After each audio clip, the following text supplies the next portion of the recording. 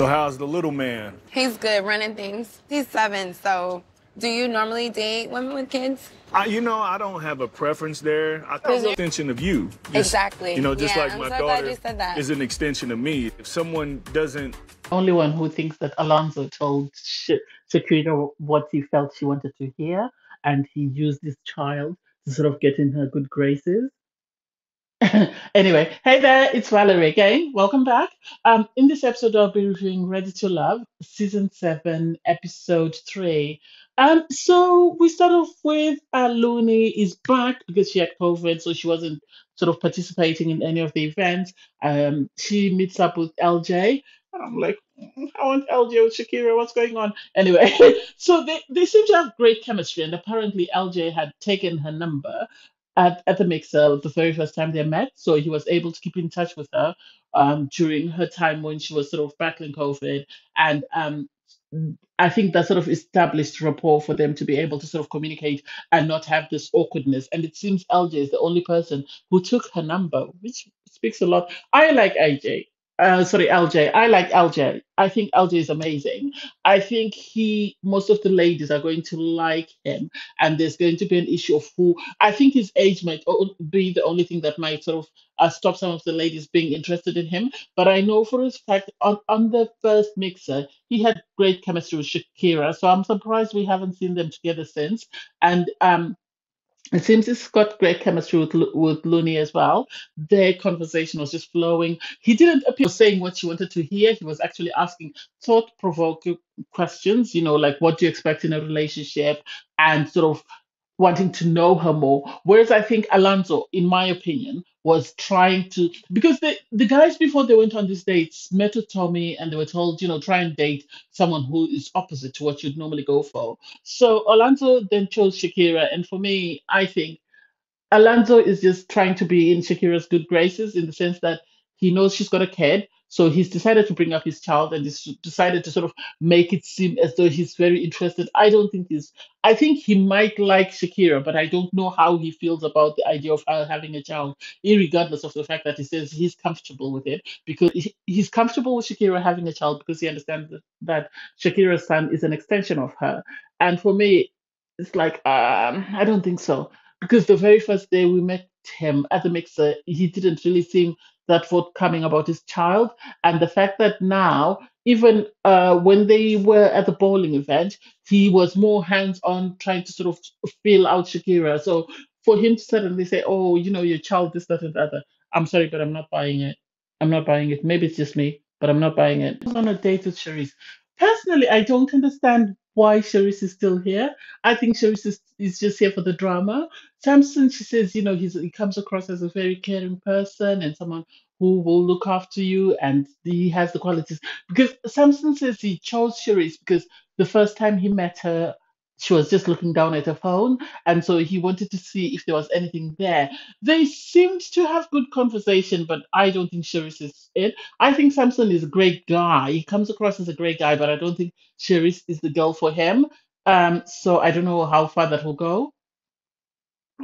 Party, he invites everyone to a trapeze event.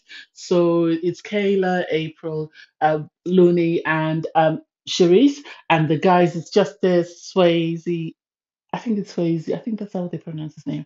And Mike. And I think because the reason why Mike sort of invites Kayla is because he really wants to get to know Kayla and he wants to see if they can, you know, deepen that bond that they have. And you can see they're flirting, and Kayla seems very comfortable because Kayla said she wanted someone who's ready to have children. I think the only issue is Mike already has been married and is divorced and has had three daughters, I think he said. The problem is during their conversation, full branch off.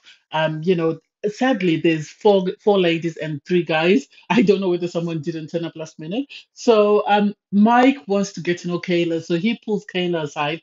They start talking, and they they were vibing. They were flirting. They were sort of. Mike was saying they're playing a tug of war because they both have their guards up, and it was nice because Kayla appeared very interested in Mike, and Mike kept touching her and sort of you know trying to flirt with her. And so then April noticed that everybody else was in pairs.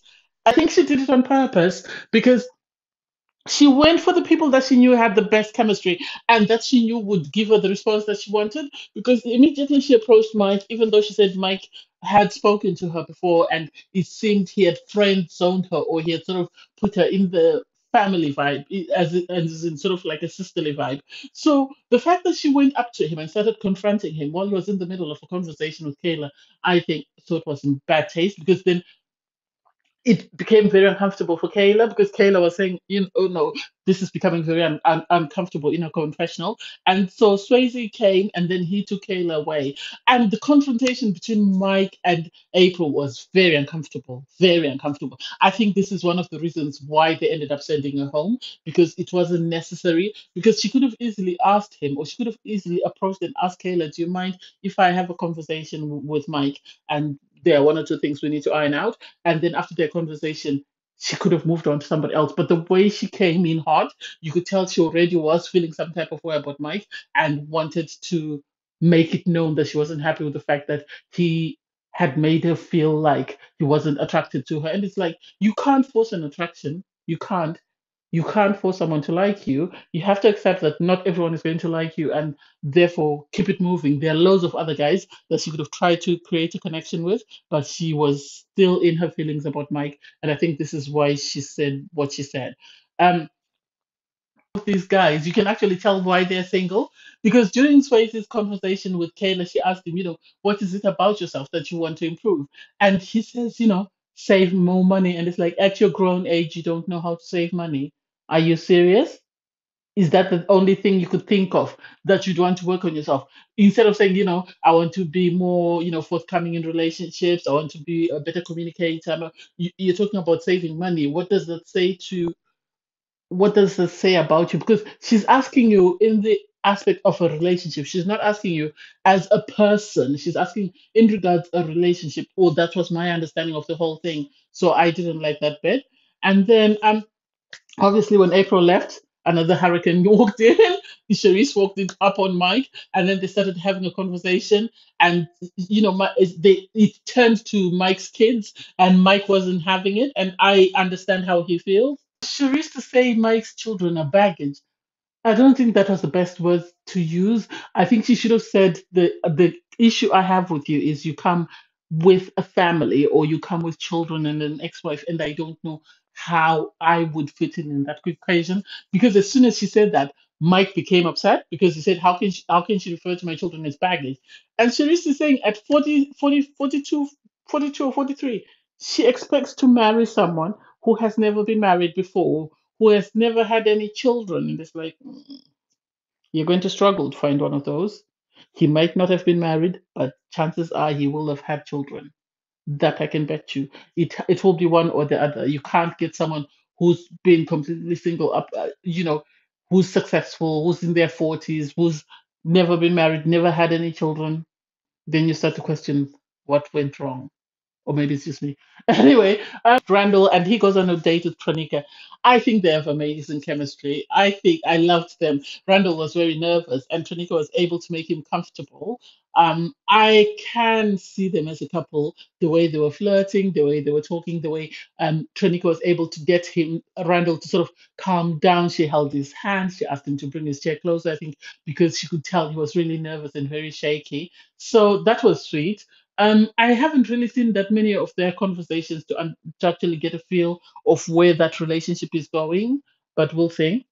Arranges an archery class in which it's a double date, and so Caden and Mike go off for a chat, and it's very confrontational. And I don't know. I think they need an expert in this show, someone who can sort of sit down with the couples and talk to them, because the way they're easily triggered is really sad. Because Mike was triggered by Cherie saying his children were baggage, and yet Caden was triggered as soon as Mike said, she can be uptight. And I don't know why people can just ask, "What do you mean by uptight?" and get a clearer understanding. You can tell why these people are single. You can. I don't think he meant uptight. I think he meant you are very structured and very sort of step by step about what you want in a partner and what what you're willing to compromise on and what you're not. I think this is what he meant, but because he couldn't express himself, she got in her feelings, and Brandy had to sort of come and intervene. And it's like, Mike, you've fallen out with April. You've fallen out with Cherise. You've fallen out with Caden. Your only hope now is Kayla and Brandy. Because he seems to have great chemistry with Brandy. He's had great chemistry with Brandy right from the start.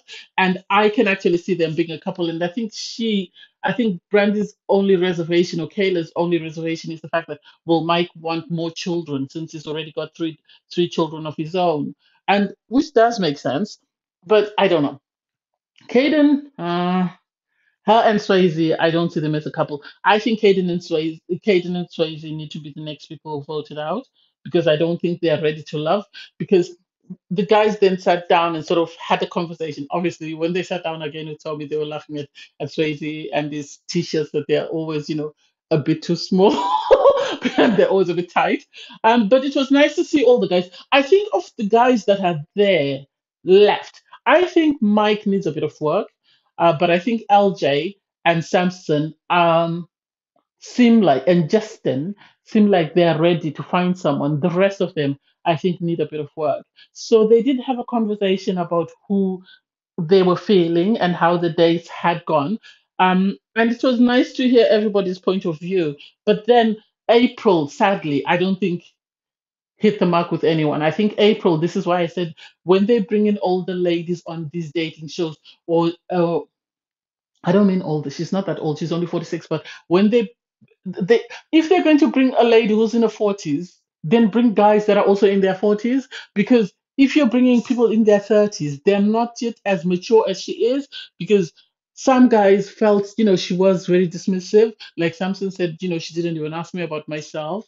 LJ felt some type of way, and we know with Mike, they had this, you know, tug of war where they couldn't understand. She couldn't understand why Mike didn't see her in a sort of romantic way, and Mike in himself didn't like the fact that, I think Mike doesn't like confrontation, and I think this is why he's having issues with the ladies, in the sense that some of them are very confrontational, and although he says some of the wrong things, as soon as he sees things sort of turn left, he tries to retreat. During the guys meeting with Tommy, when sort of the guys were saying, we're not feeling Hayden because of the way she approaches, the way she talks to you. And then Swayze, you could tell, I think he liked her, so he wasn't really happy with the way, because Mike said, I felt like I was at an interview or I was being interrogated because she was busy eating and asking me questions at the same time. So they then decide that two ladies will be in the bottom, which is April and Caden. And I saw it coming with April, especially after the blowout with Mike. So April then has a meetup with LJ, and I think LJ was the best person to meet up with April. He was loving, he was caring, and he was very empathetic in how he relayed his message to her.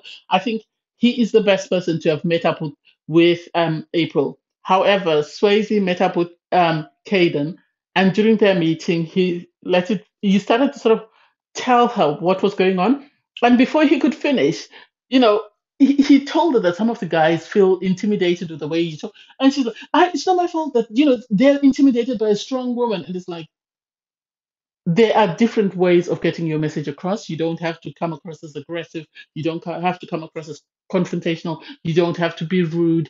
You just need to let your words sort of speak for you and not let your attitude. Easy, though he wasn't happy with the guys saying whatever they said about Caden, once she started speaking and she started ranting off, I think you could tell in his face that he was like, oh, this is what the guys were talking about.